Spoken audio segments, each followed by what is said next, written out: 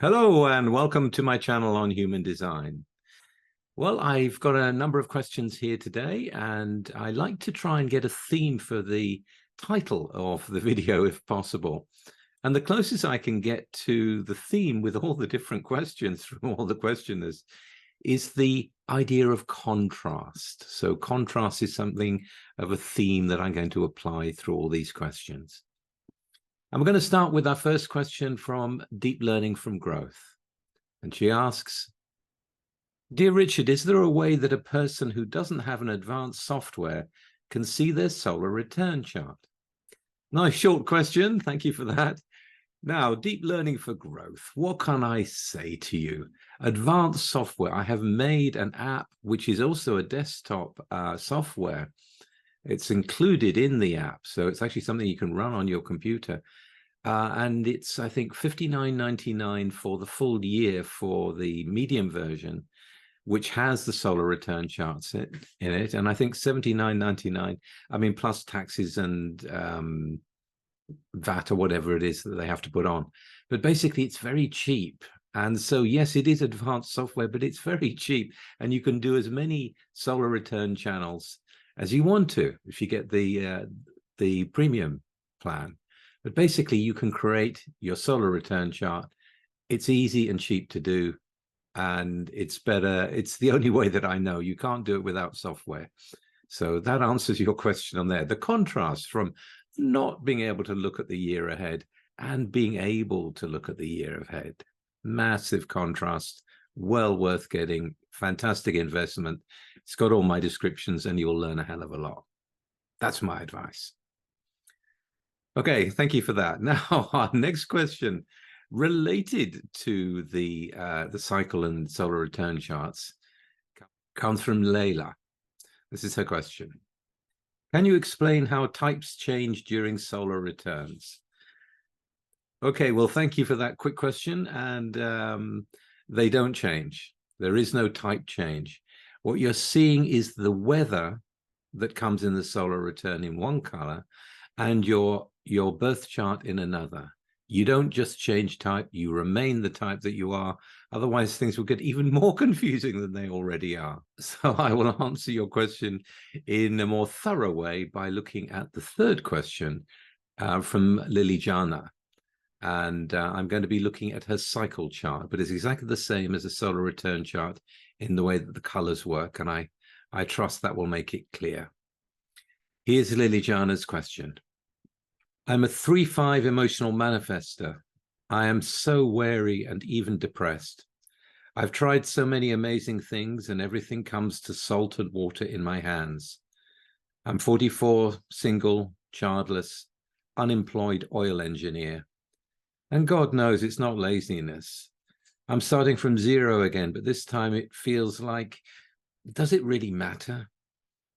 Am I going to put my everything into another project, career, or relationship just to crash against a wall again? To fail again and disappoint everyone again? I'm so tired. How can I manifest something if my third line is there keeping my head down? I'm in a spiritual crisis, I guess.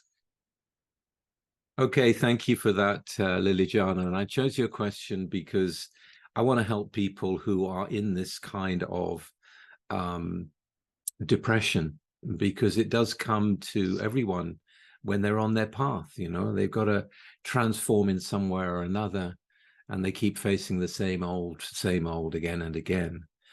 And human design really can make a difference.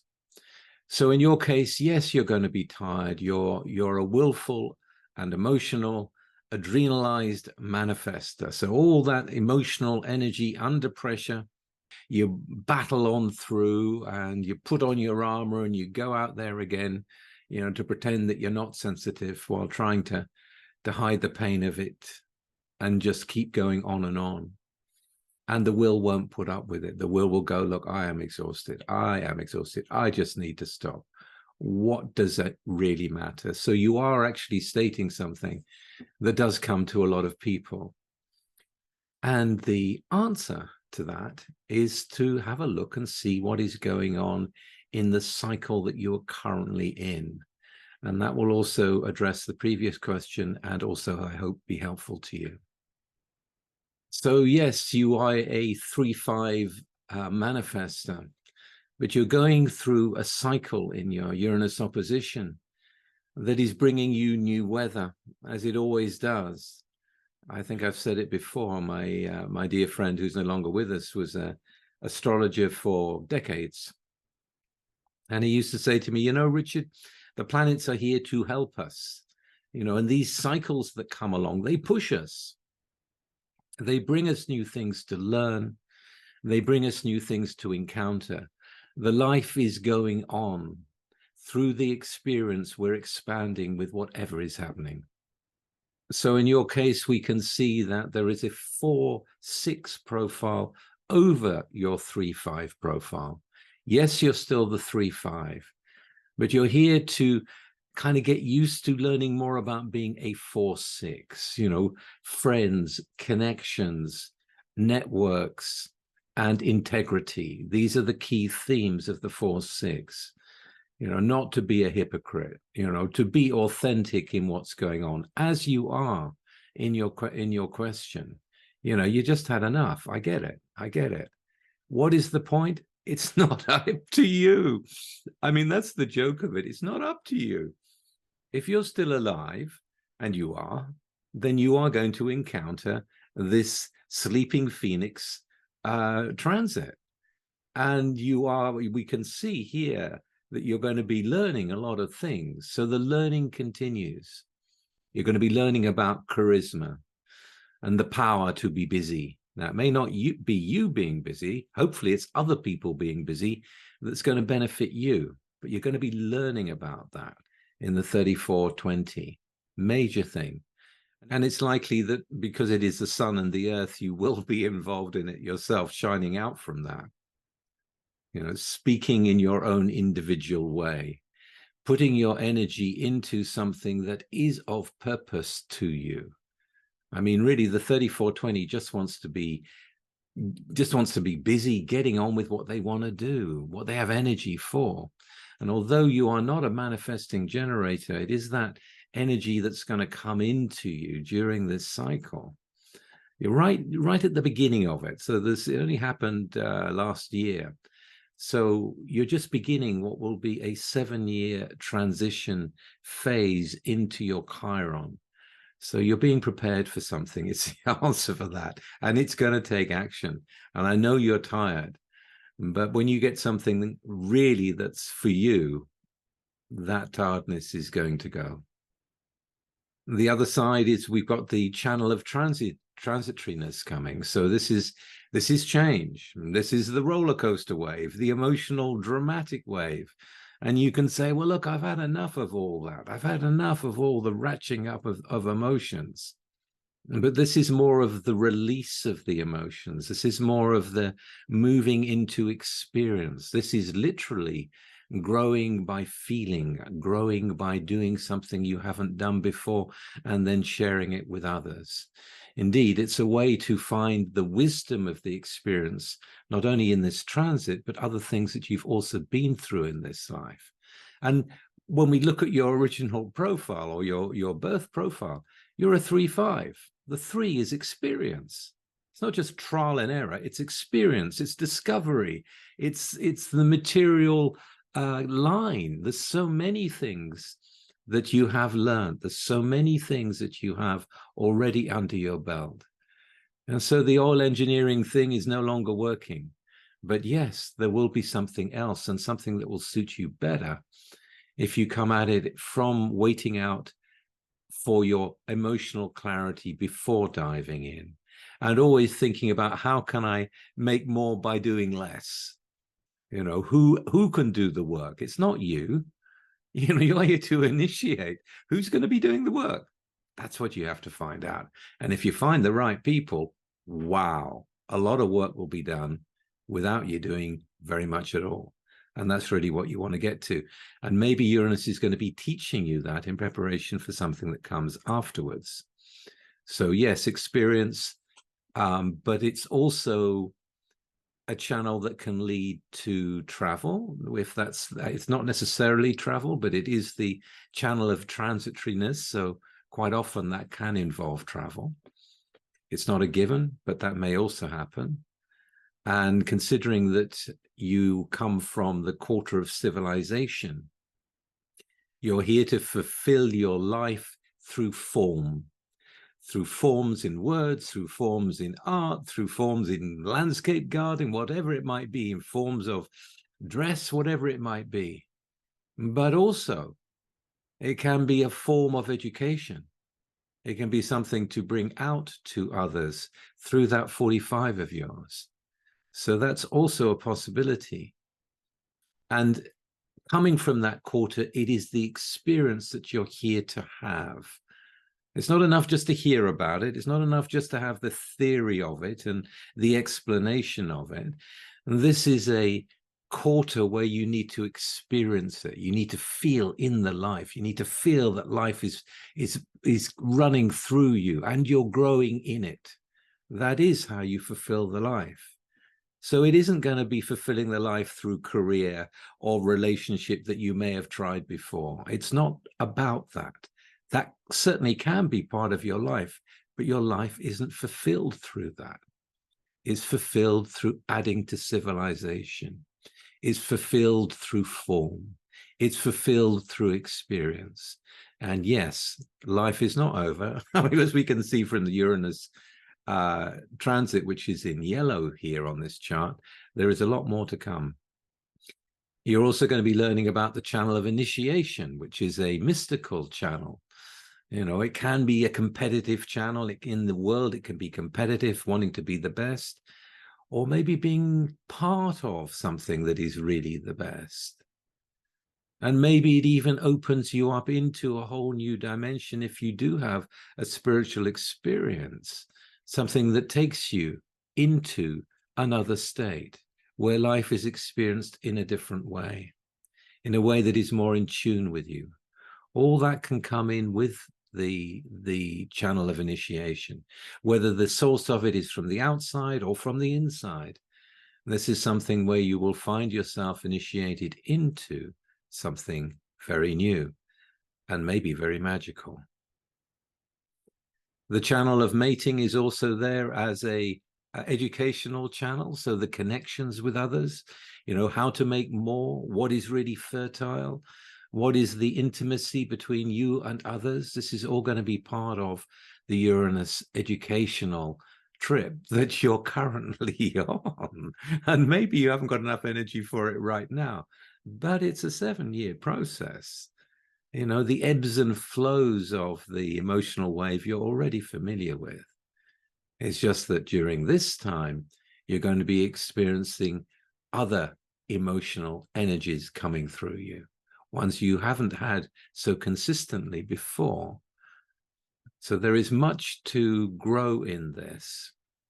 There will be, and this is possibly in the state when you wrote the question, there is also a compromise with the 1222, which is more melodramatic. It's also artistic. It's also, well, it really doesn't fit into the social norms in the way that most people may expect.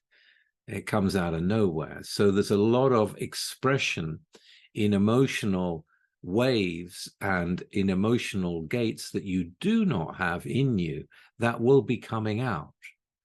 And some of them can lead to something really productive. And I can't describe to you exactly what that will be, but 1222, it can be graceful or disgraceful, but it can also be very articulate. It can open people up and will open people up. You know, you will be opening up yourself to things you haven't considered before and beginning to see your impact in more ways than you are used to. So there is a lot going to be coming. Does it really matter? You have no choice. If you're in form, you've got the design, you're moving into the cycle that you're in now, and life goes on.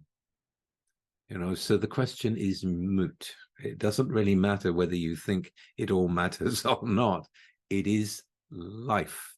And yes, we are patterns in a program. And yes, we get impacted by the transits. And yes, we live through them. And that can lead to all kinds of things, which leads me to the fourth questioner. This question is from Rita, and I had to put it in because I just thought it was so lovely. And this is something for you to bear in mind, Liliana. This is from Rita. She's commenting on a video that I did some time ago. And she says, I stumbled upon this video not realizing it was for me. A son in Leo gate 33, but no 13 defined until I married a man with Chiron in the gate 13. A painful 19 years of being controlled, downtrodden, until I walked away with 2 small kids and 2 suitcases at my Uranus opposition at the age of 42. I started all over again with no money, no belongings, no roof over my head. Now, almost 80, still very active. A lone wolf 1-3 Splenic Manifestor are wonderful years. Yes, I recently retreated back, wrote a memoir via the lens of HD and astrology, deemed by my adult kids as my addiction, gate 24.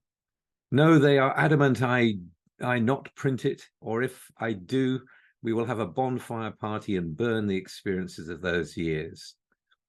But you are so right, Richard. I have grown by leaps and bounds. I'm not the weakling I was when I put up with all sorts of abuse. For years, I searched for answers. Why me? For clarity, ending in speculation, then karmic connections, then realization that it was meant to be. My cross of the 4 ways too, ? HD has taught me so much, even to forgive, but never to forget. Now I feel I am not as besotted by finding reasons why.